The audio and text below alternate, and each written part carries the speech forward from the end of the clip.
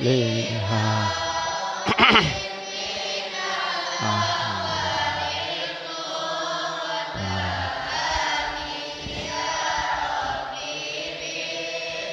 Mustafa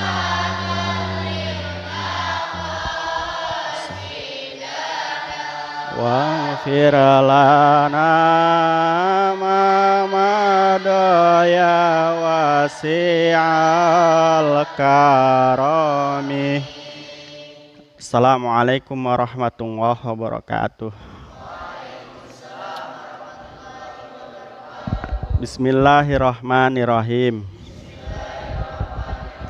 Subhanakallahumma Rabbana la ilma lana illa ma 'allamtana innaka antal alimul hakim wa tub 'alaina innaka antat tawwabur rahim wa taqabbal minna innaka antas samiul alim wa 'alimna miladunka ilman nafi'ah ya dzal jalali wal ikram. Allahumma aftah lana hikmataka wansur alaina rahmataka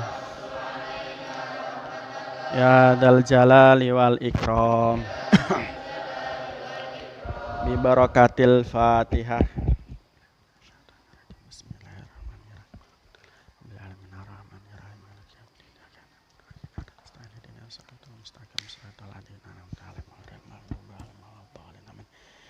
Bismillahirrahmanirrahim. Qala mu'allifu rahimakumullah wa nafa'na bihi wa bi ulumihi wa amaddana bi asrarihi wa bi barakatihi amin ya rabbal alamin.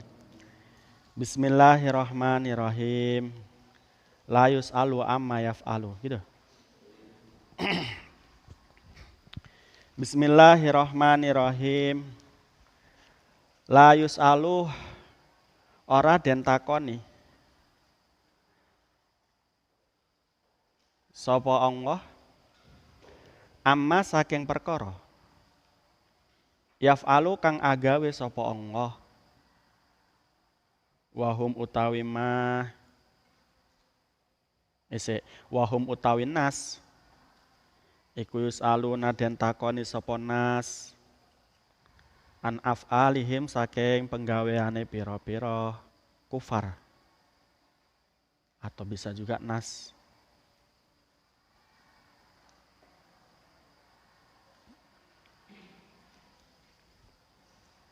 Den takoni amit takhodu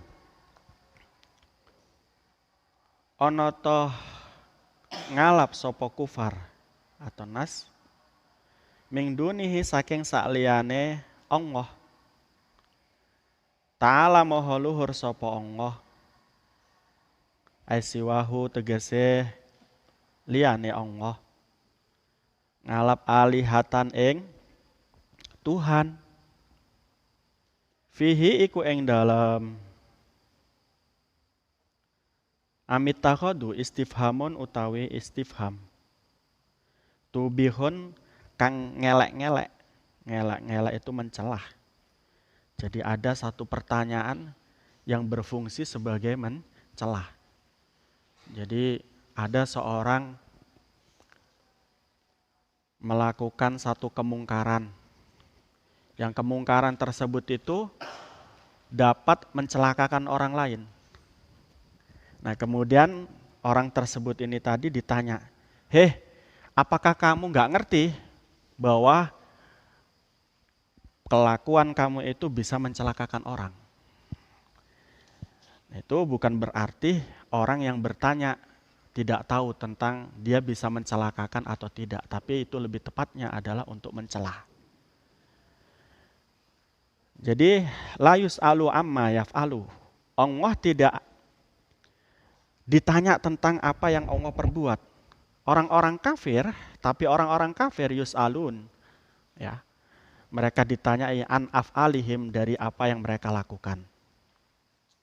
Dalam kaitan ini ya, yang mereka lakukan adalah ittikhadu min dunihi alihah. Mereka menjadikan Tuhan selain Allah, menciptakan Tuhan selain Allah. Ya. Mereka ditanya.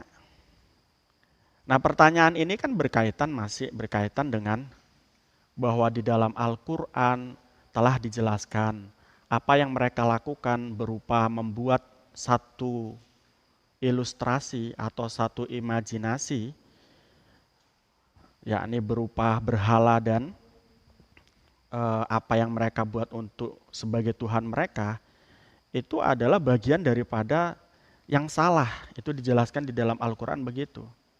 Sebab apa? Kemarin sudah dikatakan bahwa yang namanya batu kemudian dibentuk menjadi berhala, itu adalah makhluk Allah. Itu makhluk Allah. Makhluk Allah nggak boleh dijadikan Tuhan. Wong yang menciptakan Allah. Itu yang pertama. Ya. Makhluk Allah tidak diperbolehkan dijadikan Tuhan. Lawang masih makhluk Allah. Apalagi makhluk Allah digunakan sebagai sesuatu yang digunakan untuk maksiat. Itu. Ini jelas sesuatu yang tidak bagus. Coba di atas Mbak, kok kayaknya nggak ngaji berjanji. Ya, ini begitu. Jadi mereka ditanya ini. Kul katakanlah, hatu burhanakum, hatu nekakno sapa sira burhanakum ing dalil-dalil sira utawa ya dalil ngono. Ala dalika ing atase mengkono-mengkono ittakhadu wala sabila lan ora ana dalan iku maujud ilaihi maring burhan. Ilaihi maring burhan. Seandainya kalian tetap bersikukuh, ya, bukan bersih rambut tapi bersikukuh. Andai kata kalian masih bersikukuh tentang menganggap apa yang kamu ciptakan dari berhala-berhala itu adalah Tuhanmu, coba tunjukkan dalilnya. Tunjukkan dalilnya. Pertama, benarkah dia tidak diciptakan? Batu itu benarkah tidak diciptakan oleh orang lain? Ya. Kalau diciptakan oleh orang lain, diciptakan oleh zat lain, berarti dia bukan Tuhan, dia masih makhluk. Masih diciptakan. Selanjutnya lagi, coba tunjukkan ya, apa kekuasaan batu itu? Apa dalil kekuasaan batu itu? Kamu kepuk pakai martil, itu dia nggak bisa ngomong, dia pecah. Ya, nggak percaya dicoba kan gitu, pukul pakai martil pasti pecah. Maka Allah katakan hatu burhanakum, datangkan coba dalil yang bisa meyakinkan seseorang mengakui bahwa itu adalah Tuhan. Sementara kita kemarin sudah punya dalil ya, untuk mengklaim bahwa Allah itu Tuhan. Kemarin dikatakan ya bahwa andai kata Tuhan itu ada dua, niscaya alam ini pasti akan rusak. Lafasadata. Bumi dan langit ini pasti akan rusak. Andai kata Tuhan memiliki anak dan istri, niscaya dia sama dengan makhluk. Kalau sama dengan makhluk nanti bisa diimajinasikan. Kamu bisa mencela, kemarin saya sudah katakan, seandainya Tuhan punya istri, nanti kamu bertanya bagaimana setan hubungan intimnya. Itu kan repot itu nanti. Itu adalah hal-hal yang mencela gitu ya. Jadi kalau kamu menganggap bahwa Tuhan punya anak, kamu bisa katakan, biasanya orang yang punya anak itu bisa sukses mendidik anak, bisa tidak sukses mendidik anak. Bagaimana cara Tuhan mendidik anak? Ini lagi pertanyaan-pertanyaan yang masih bisa dicela. Asumsi yang masih bisa dicela. Nah, Tuhan nggak bisa semacam itu.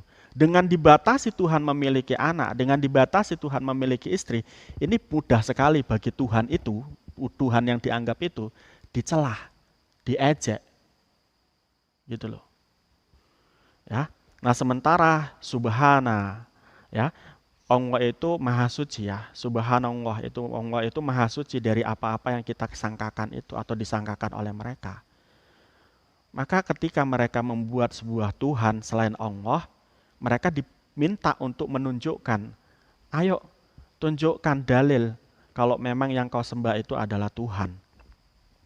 Hada utawi iki kitab iku dzikruman ngelingake wong mai kang sertane ingsun. Ai ummati tegese umat ingsun. Wa huwa utawi dzikr iku Al-Qur'anu Qur'an. Ini kitab adalah Al-Qur'an sebagai pengingat orang-orang yang bersamaku. Katakan itu wahai Muhammad kepada mereka.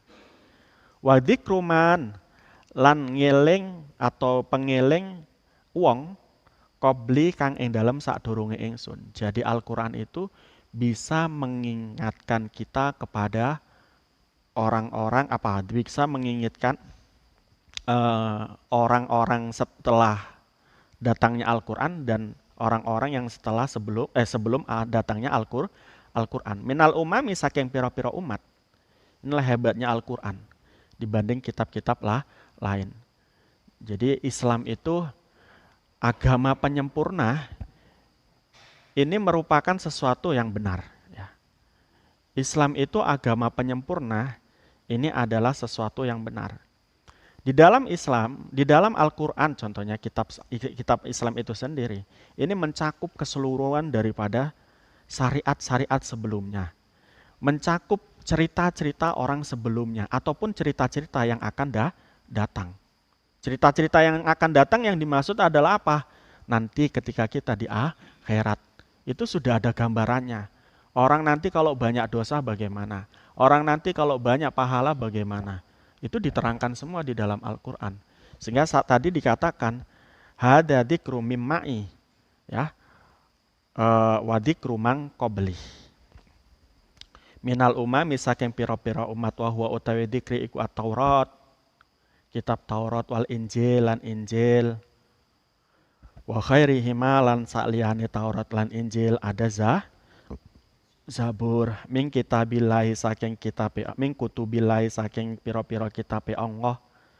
Laisa kang ora ana iku fi wahidin ing dalem wong siji minha saking kitab anama Allahi satemene sertane Allah. Ngene. Laisa ora ana iku fi wahidin ing dalem wong siji ngono ya. Minha saking kitab ana ma Allah sak temane sertane Allah alihan ing Tuhan mimma saking perkara kalu kang ngucap sapa kufar. Ta'ala maulur sapa Allah ang dalika saking mengkono mimma kalu. Di dalam kitab Injil, di dalam kitab Zabur, di dalam kitab Taurat itu tidak ada yang menyebutkan bahwa Allah itu bersama orang lain. Allah itu tidak ada dikatakan di dalam kitab itu, yakni Zabur Injil, tidak bersama anaknya. Allah tidak bersama anak, artinya Allah tidak punya anak. Allah juga tidak bersama istri. Dan Allah tidak ada penyamanya. Itu baik di kitab Zabur, di Injil, di Taurat. Tidak ada menyebutkan itu. Lah kok kemudian mereka mengatakan Allah punya anak. Ini ironi. Ini ironi. Ya. Ini ironi, ini satu